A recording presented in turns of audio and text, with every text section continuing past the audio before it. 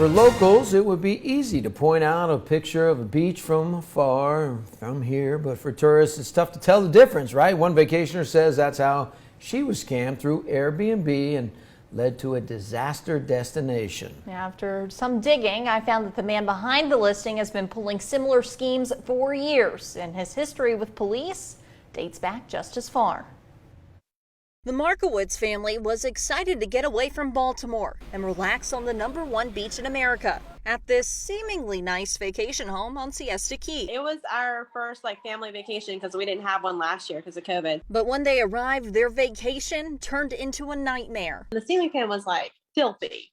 So there was no AC. My closet had 3 dirty mattresses in it. TV didn't work, no Wi-Fi, no cable.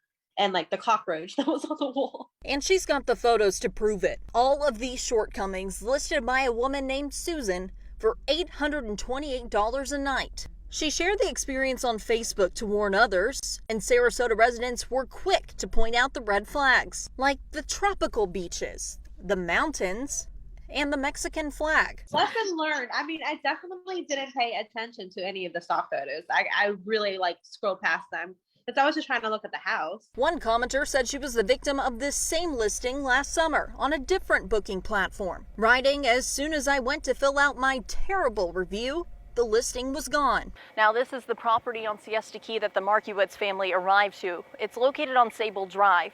This is also where they met the man they believe is behind the operation, and his name is not Susan. He was so rude when I called him and complained. He shows up at the house in this Speedo short, and he comes in and he doesn't even introduce himself. He just comes straight into the house. They say the owner is Craig Siegel, a Sarasota man who has been charged with scamming customers in the past. In 2014, Siegel was arrested for throwing a bucket of urine on a property inspector at the same vacation home. He was charged with 19 counts of scheme to defraud. Police say he took more than $53,000 from victims nationwide. My sister, she's an FBI agent. She was Googling the property, who owns this place?